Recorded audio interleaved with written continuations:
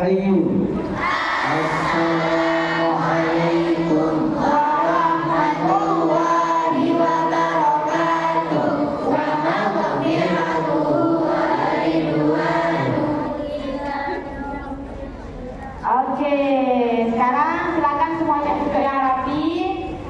Oke, bukunya udah ya di kemarin.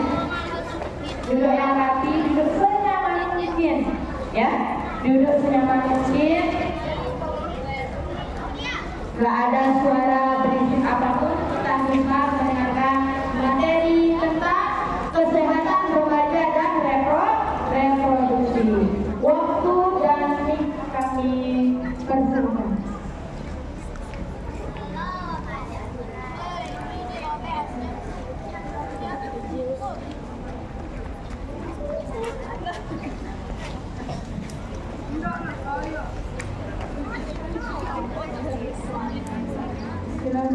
Assalamualaikum warahmatullahi wabarakatuh. Waalaikumsalam warahmatullahi wabarakatuh. Masih semangat ya? Ini udah ini Baterai mic. Ini suaranya kedengeran nggak? Volumenya bisa yang ngontrol. Mic ini bukan volume. Baterai. Ya, Baterai. sama oke.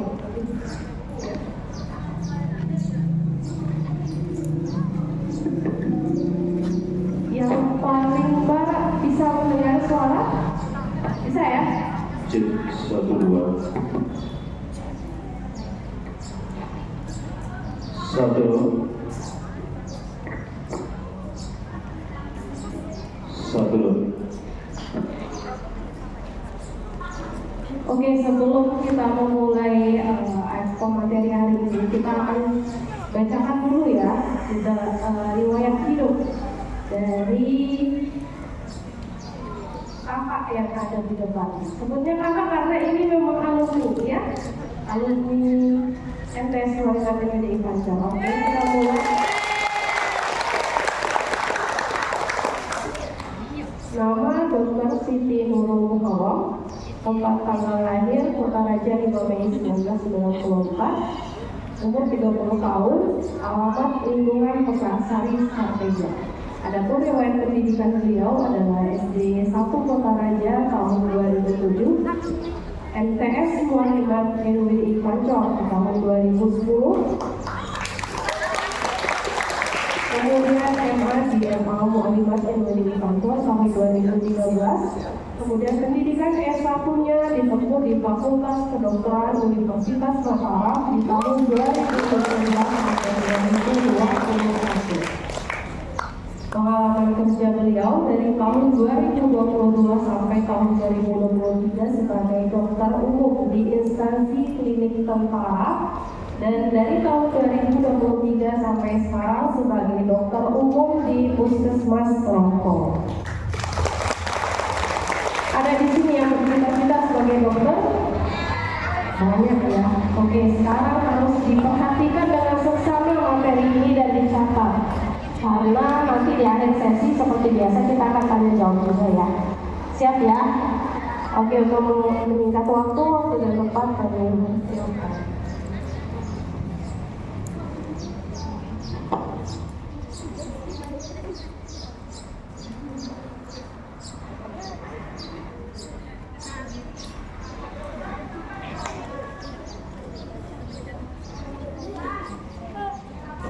Bismillahirrahmanirrahim. Assalamualaikum warahmatullahi wabarakatuh.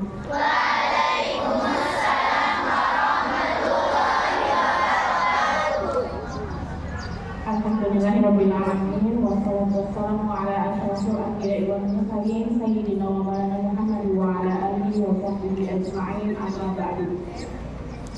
Pertama-tama yang saya hormati dan bangga hormati dan muliakan Umi Kepala Madrasah dan Ustazah MTS Mualimat NWI Pancor. Kemudian adik-adik serta adik-adik yang sangat saya banggakan ya.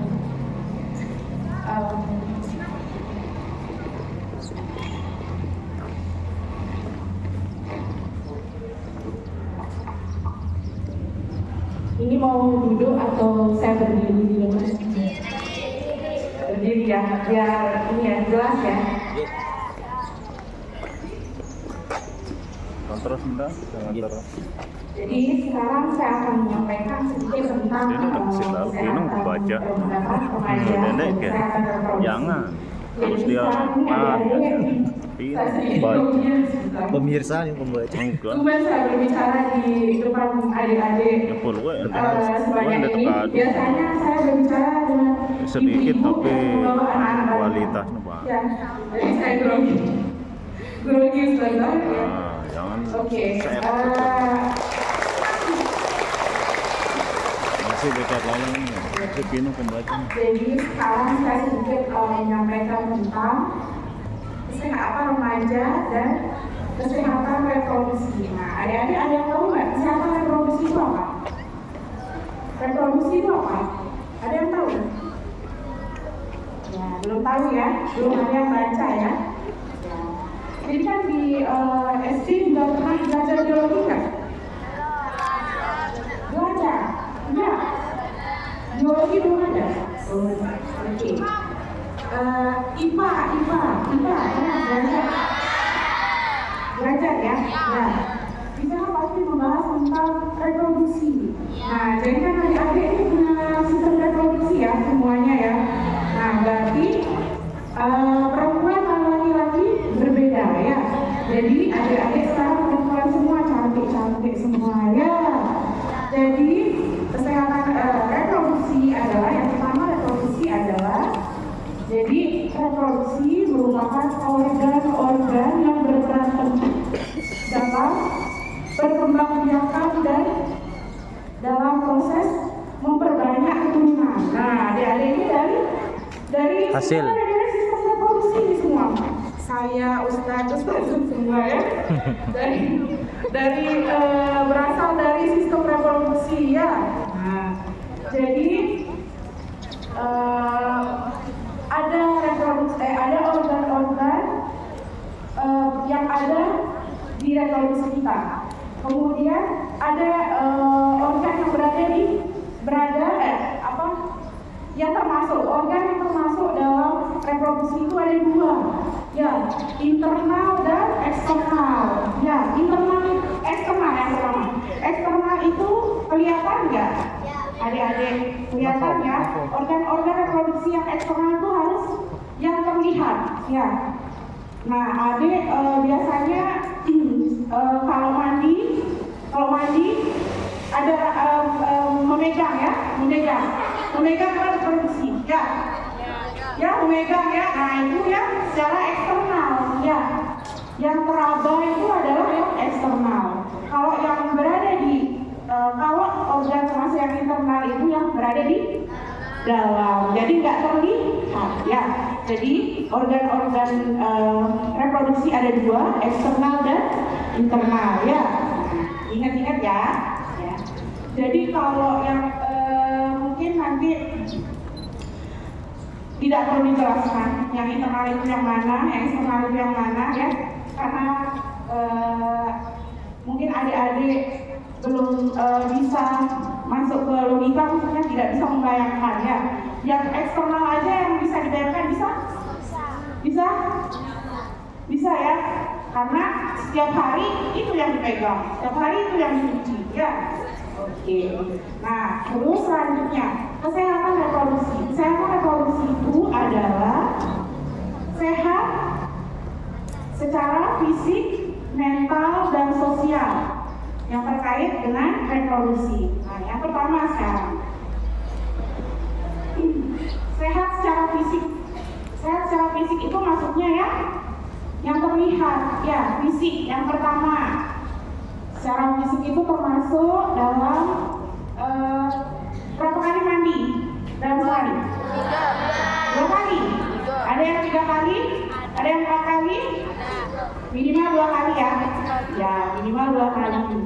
Kemudian setiap mandi itu harus dibersihkan nggak? Apa tadi namanya? Apa yang dibersihkan? Apa? Organ kewanitaannya dibersihkan atau enggak setiap mandi? Dibersihkan nggak? Bersihkan ya. Ya, jadi yang pertama secara fisik itu ada mandi 2 kali sehari. Ya, mandi 2 kali sehari. Kemudian selanjutnya, kalau cebok, kalau dibersihkan, adik-adik bersihkannya lewat depan atau belakang? Hah? Ganti saya jadi Lewat depan atau belakang? saya mau pergi. Dua-duanya, dua-duanya. Bisa kan dua-duanya? Dua-duanya langsung. Lewat depan, terus kemudian lewat selanjutnya dari belakang. Benar. Jadi kenapa harus lewat depan? Ada yang tahu nggak jawabannya? Kenapa depan dulu dibersihkan dari belakang? Hah? Kenapa? Nggak ada yang tahu? Kalau adik-adik bersihkan kewanitaannya dari belakang, Dia. di situ mana lebih kotor? Belakang atau depan?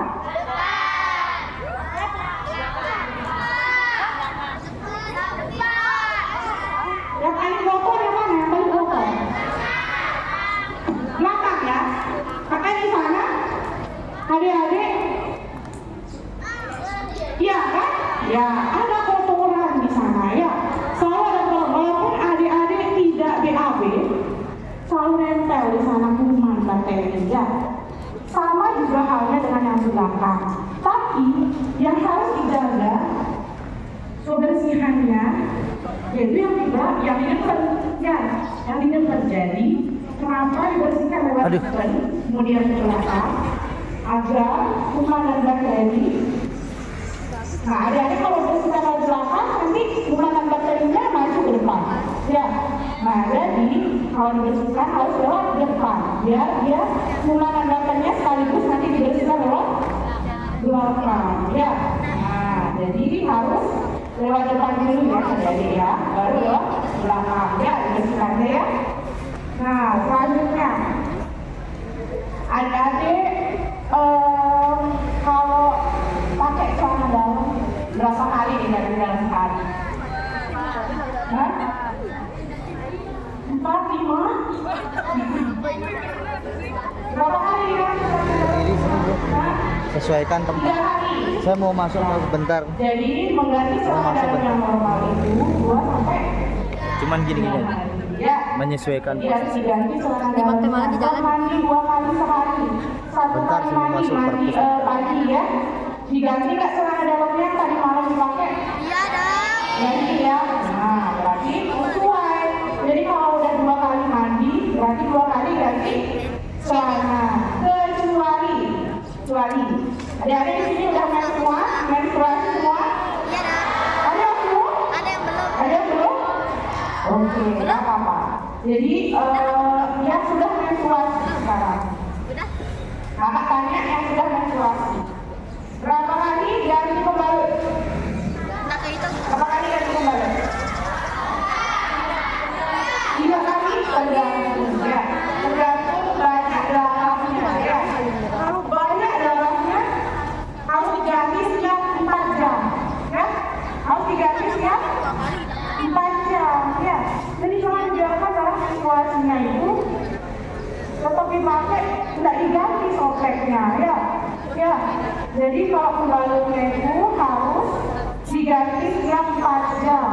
Ya, kalau dari awal mens sudah banyak nih, hari pertama banyak, hari kedua juga, 3 hari itu biasanya banyak ya darah menstruasinya ya. Jadi harus lebih sering ganti pembalut.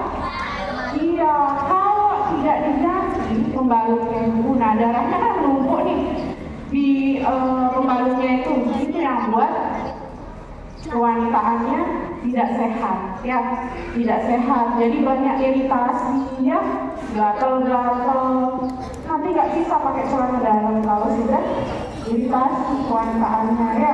Jadi harus ganti pembalut setiap 4 jam selama 1 sampai 3 hari yang kalau banyak darahnya harus diganti ya. Tapi berangsur-angsur, nanti kalau sudah sedikit darahnya hari ke-4 sampai hari ke-7 bisa nanti diganti 2 kali sehari ya. Begitu pula dengan celana dalamnya ya, jangan ganti pembalutnya aja ya.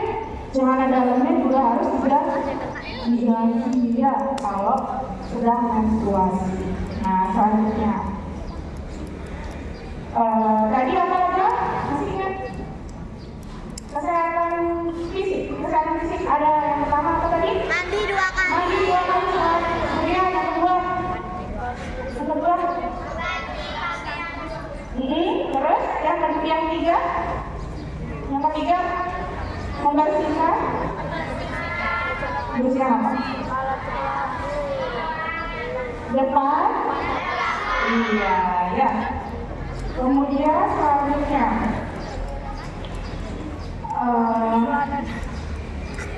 selanjutnya kesehatan mental, ya, kesehatan mental. Nah, yang kesehatan, oh ya, belum lupa. Jadi gaya hidup sehat. Lanjutan dari tadi sehat fisik ya, gaya hidup sehat. Yang pertama apa? Yang lakukan apa? Ya, olahraga secara teratur. Sebelumnya harus makan makanan yang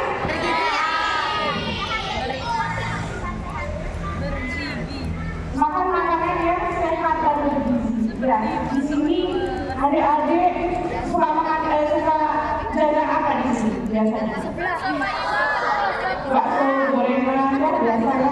Saya pun juga seperti itu dulu. Ya, jadi setiap hari ada bakso, makan bakso, telur makan telur. Jadi seperti itu sebenarnya tidak boleh setiap hari selalu dikonsumsi. Ya, karena ini juga termasuk menjaga kesehatan reproduksi. Ya, kalau terlalu banyak makan tepung-tepungan, ya, makan telur, ya, bisa jadi nanti adik-adik mungkin sekarang tidak dialami oleh adik-adik, tapi nanti semakin dewasa, semakin nanti bertambah usianya, sekolahnya juga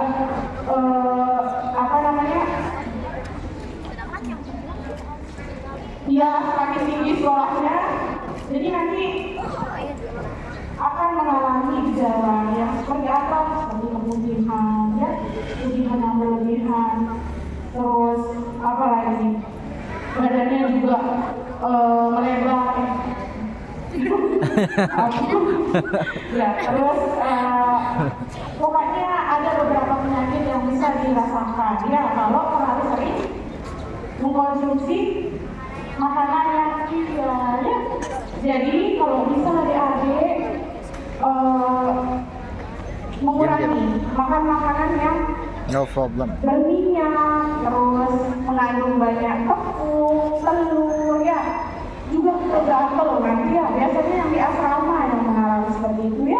Adik-adik juga bisa nggak mengalami gatal-gatal? Bisa ya.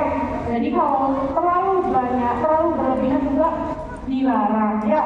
Adik-adik ya. Ya. Selanjutnya apa lagi tadi? Bukan. Ini gaya hidup sehat. Gaya hidup sehat, makan teratur. Kemudian tidur yang cukup. Pintar-pintar ada adanya.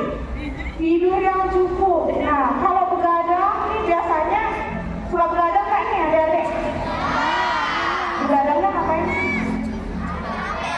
Main HP. Ya Allah, saya dulu nggak ada HP, tahu deh. Waktu saya 95 tuh nggak ada HP saya. Jadi saya ngapain ya waktu itu ya? Nggak pakai HP. Oh iya, selalu main ke sini. Main basket, itu meluangkan waktu ya.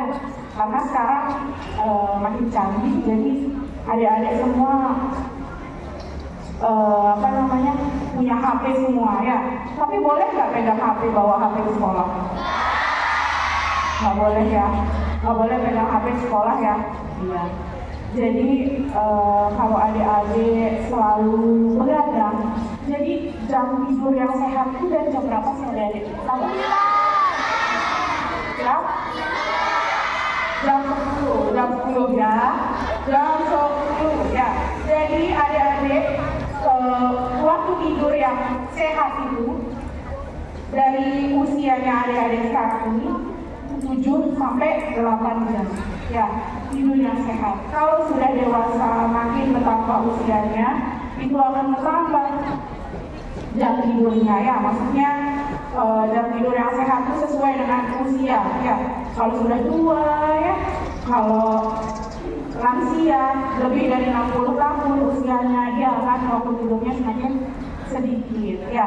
Tapi adik-adik sekarang waktunya masih 7 sampai 8 jam ya, itu tidur yang sehat 7 sampai 8 jam. Jadi kalau sudah jam 10 nggak boleh pegang HP ya, scroll media sosial ya, nggak boleh ya. Jadi nanti di sekolah terutama nanti kan kalau begadang suka mengganggu. Iya, jadi tidak konsentrasi nanti ini sama ustaz menjelaskan adik mampu. Ya, jadi juga harus dijaga. Ya, apa lagi? Apa lagi kita itu? Apa? Olahraga ya, olahraga. Ini sekarang setiap minggu ada jam olahraganya ya, harus diikuti olahraganya ya, jam olahraga. Kemudian nggak boleh stres ya, nggak boleh stres. Adik-adik biasanya kalau di rumah setelah pulang sekolah ngapain? Tidur siang ya, ya tidur siang. Kemudian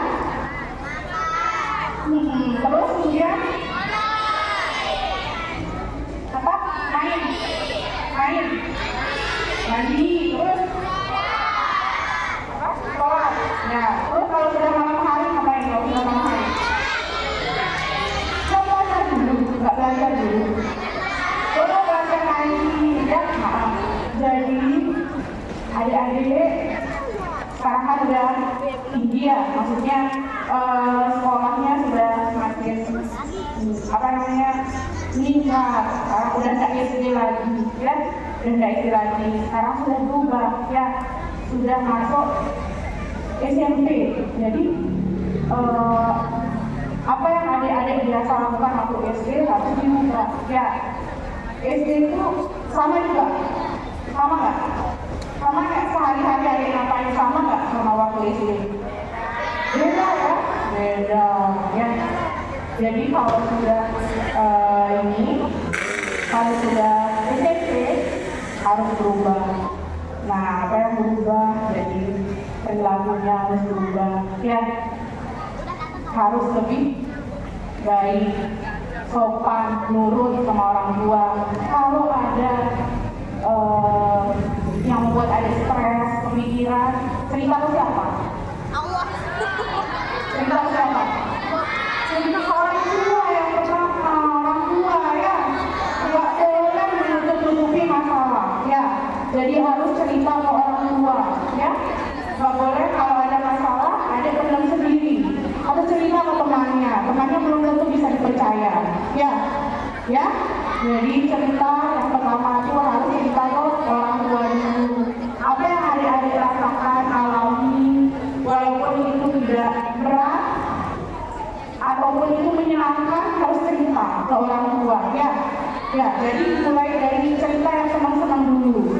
Nanti kalau sudah naik kelas 2 SMP, kelas 3 MTS, itu semakin tinggi stresnya ya. Stresnya itu akan semakin meningkat. Jadi harus dari awal dulu, dari awal bahagia dulu kelas 1 ya. Kelas 1 bahagia dulu, kelas 2, kelas 3 baru stres ya, mau ujian. Cerita ke orang tua. Nanti apa yang adik-adik butuhkan,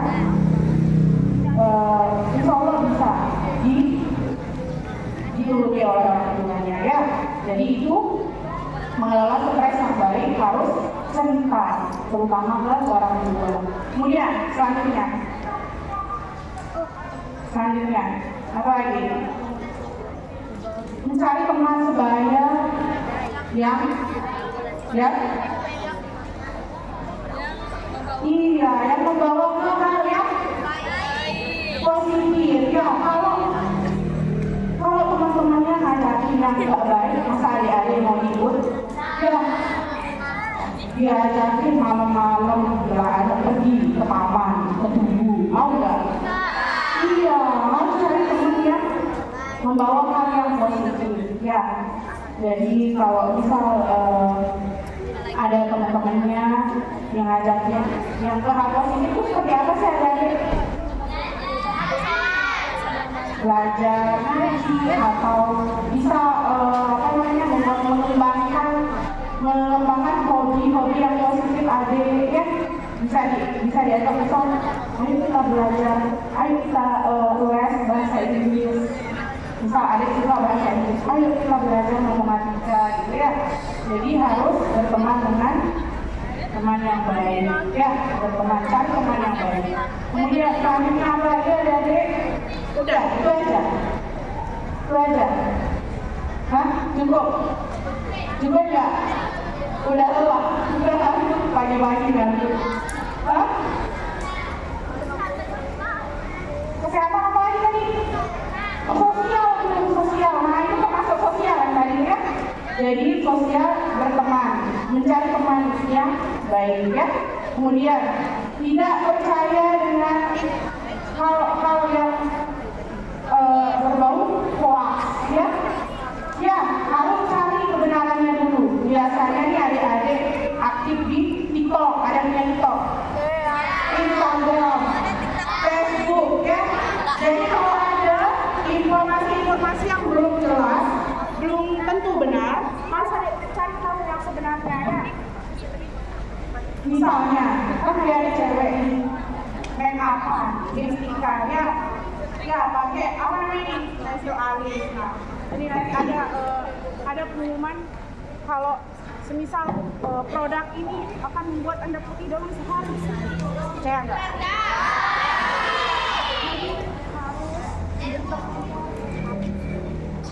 Harus kita cari informasi yang akurat ya. Jadi nggak boleh langsung menerima. Iya, jadi harus disaring ya, informasi yang benar dan tidak benar harus bisa disaring ya. Jadi kalau adik-adik sudah bisa pakai make up, harusnya pakai make up nggak anak sekolah? Nggak boleh pakai make up ya. Lipstick nggak boleh ya. Jadi harus benar-benar apa namanya? Natural ya, nggak boleh pakai make up ya. Jadi sekarang ya harus menjaga. Kalau sudah mukanya natural seperti ini jangan dirusak ya. Kalau sudah pakai make up mukanya rusak, apa namanya kalau sudah? Akibatnya adik-adik apa? Insecure ya. Insecure, jadi setiap hari harus pakai masker terus ya, makan pakai masker ya. Jadi nggak boleh ya, nggak boleh termakan oleh hal-hal yang masih bersifat hoax ya. Oke. Selanjutnya apa lagi ya adik-adik? Apa lagi yang mau dibahas? Apa lagi? Itu termasuk sosial ya. Apa ini? Apa? Pacaran lagi ya. Terima kasih sudah mengingatkan. Jadi kalau adik-adik ini sudah waktunya sudah berpas namanya, sudah ada apa ini? Ya, hormonnya sudah meningkat, apalagi yang sudah menstruasi hormonnya meningkat. Jadi pacaran itu benar atau enggak? Nggak benar ya pacarannya. Kalau mau pacaran boleh. Tapi pacarannya sehat. Kalau nggak boleh mau diajak kemana-mana dalam sehari itu harus ketemu berarti ya. Itulah tujuannya ada disekolahkan sesama jenis. Maksudnya kalau perempuan ini kan enak ya. Kalau sama laki-laki itu apa? Mengakibatkan timbulnya suka sama suka ya. Kalau ini ada yang suka nggak sama jenis ini? Ada nggak? Nah, bilang ya nggak boleh ya, nggak boleh. Nah, jadi kalau sudah seperti itu pacaran, nggak boleh sama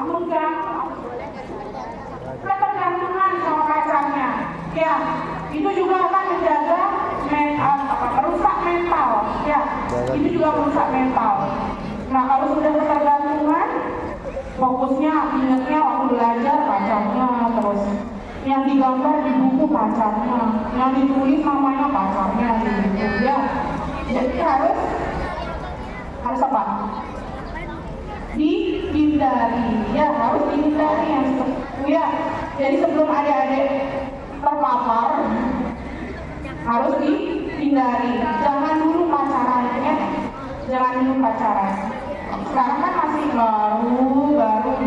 baru masuk lah namanya ya. Baru masuk,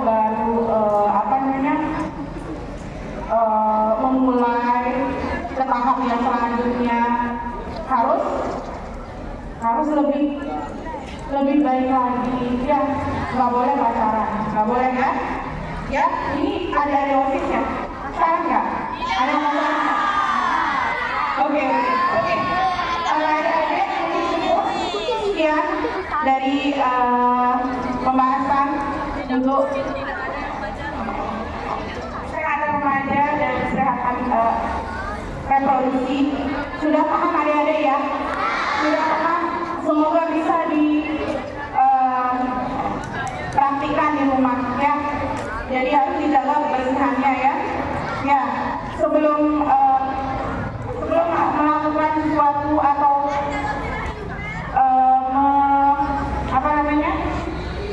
setelah membersihkan kewanitaan, jangan lupa cuci tangan dengan sabun. Kemudian airnya harus mengalir. Kenapa harus mengalir? Ya, jadi kita lihat bakteri dan kumannya itu mengalir dengan sabun dan air ya. Jadi harus cuci tangan dengan sabun dengan air dan dengan air yang mengalir. Oke. Pintar udah adik-adik ya. Mungkin sudah cukup ya Ustazah semalam? Sudah cukup ya? Sudah cukup? Mengerti nggak? Apa yang saya sampaikan sudah dimengerti nggak? Ya, waktu kita nggak boleh panjang-panjang ya adik-adik ya. Mungkin nanti di lain waktu kita bisa bertemu lagi ya. Sekian.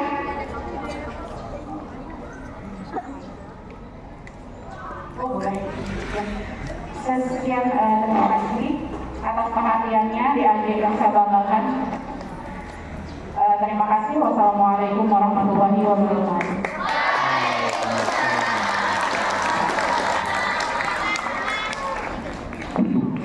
Oke, tadi kita sudah mendengarkan materi yang luar biasa dari Dr. Siti Nurul Muharram ya. Kebetulan beliau ini adalah istri dari Ustaz Irsyad. Tadi bisa di-mention di awal ya. Oke, sebelum Umi yang bertanya, ada yang mau nanya nggak? Atau semua sudah jelas? Oh, ada yang mau nanya? Oke, gugus berapa? Oke, kakak konsennya silahkan dicatat ya. Ayo, maju.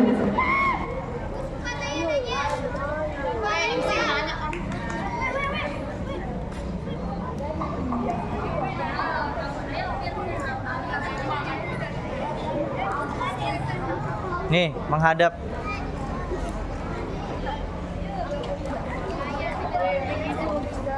Salam dulu, salam. Assalamualaikum warahmatullahi wabarakatuh. Waalaikumsalam. Perkenalkan, nama saya Hemas dari gugus 1. Bagaimana cara mencuci pembalut yang benar? Bagaimana cara mencuci pembalut yang benar? Terima kasih untuk yang pertanyaannya luar biasa. Ini bagaimana cara mencuci pembalut yang benar? Langsung dijawab ya oleh Dr. Siti Nurul Muharram. Cara mencuci pembalut yang benar ya. Saya lupa tadi. Jadi sebenarnya adik-adik selama menstruasi seperti apa mencucinya? Ya. Jadi yang pertama kalau mencuci pembalut itu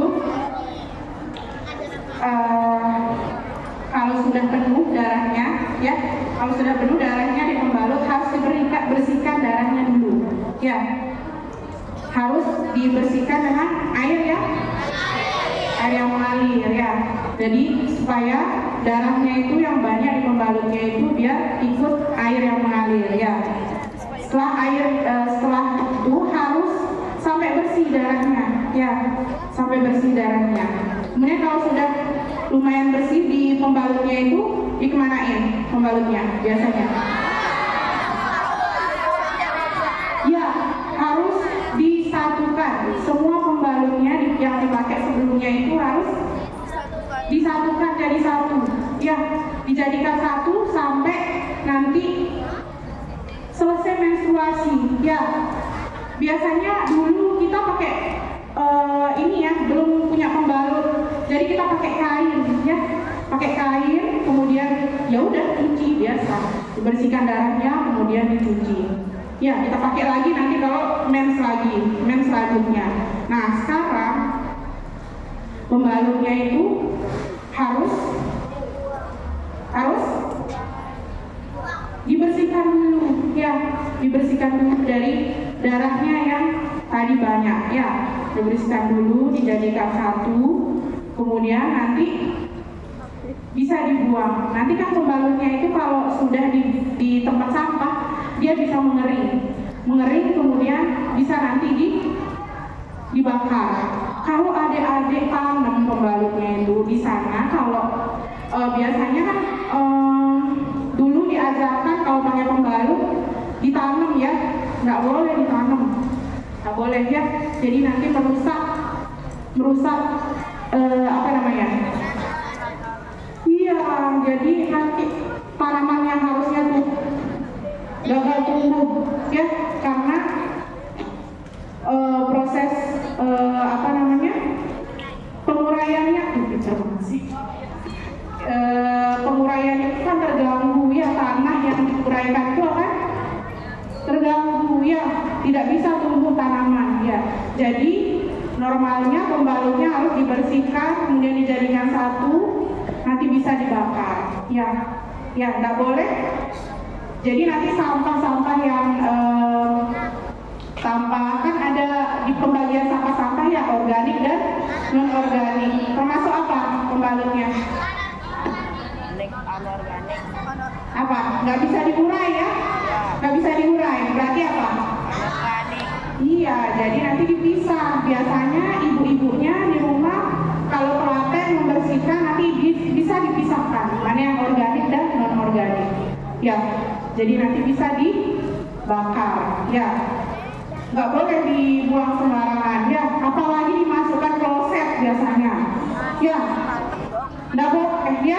Nanti apa yang terjadi kalau dibuang di tersumbat nanti ya, tersumbat. Oke, sudah jelas? Mana yang tanya? Sudah jelas adik? Biasanya ada informasi baru nggak? Ada informasi terbaru? Mungkin adik-adik sudah baca, bisa sharing-sharing ke kakak juga. Mana yang nanya? Udah paham? Biasanya seperti itu kah? Membersihkan pembalut? Iya, benar. Oke, ya. Jadi harus seperti itu ya, nggak boleh buang sembarangan. Apalagi masih banyak darahnya, nggak boleh. Ya, nggak boleh. Oke, walaupun itu darah kotor, harus dibersihkan, ya. Jadi agar tidak terjadi hal-hal yang tidak kita inginkan, ya, harus dibersihkan dengan benar, ya. Oke, sudah paham ya? Oke, terima kasih. Ada lagi yang mau bertanya? Oke.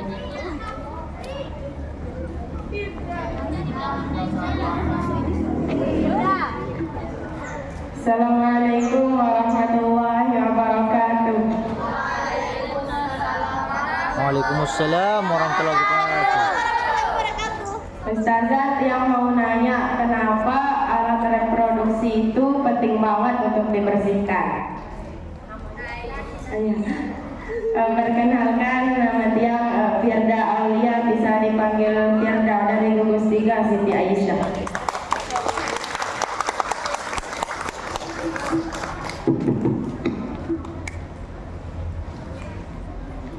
Jadi kenapa organ kewanitaan itu penting untuk dibersihkan? Ya, tadi udah ada jawabannya nggak? Ada yang bisa jawab nggak? Ada yang bisa jawab nggak tadi? Ya, kalau tidak dibersihkan, kuman dan bakteri di situ akan menumpuk di sana. Ya, menumpuk di sana. Kalau masa nggak dibersihkan tiap mandi, harus dibersihkan ya.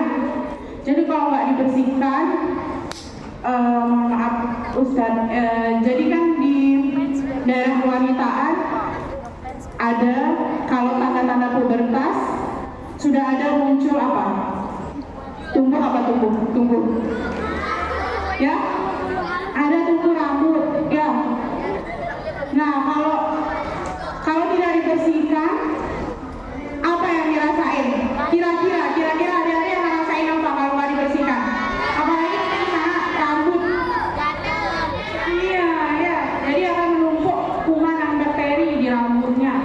Ya, bukan hanya di bagian daunnya saja, bukan sekedar di sana menumpuk bakteri dan kuman, tapi di bagian rambutnya juga numpuk bakteri ya. Terus kalau nggak dibersihkan, adik-adik setiap pagi konsentrasi nggak belajarnya? Garuk-garuk terusnya, garuk-garuk terus. Nanti ustaznya bertanya-tanya, adik kenapa garuk-garuk? Apa yang gagal gitu ya?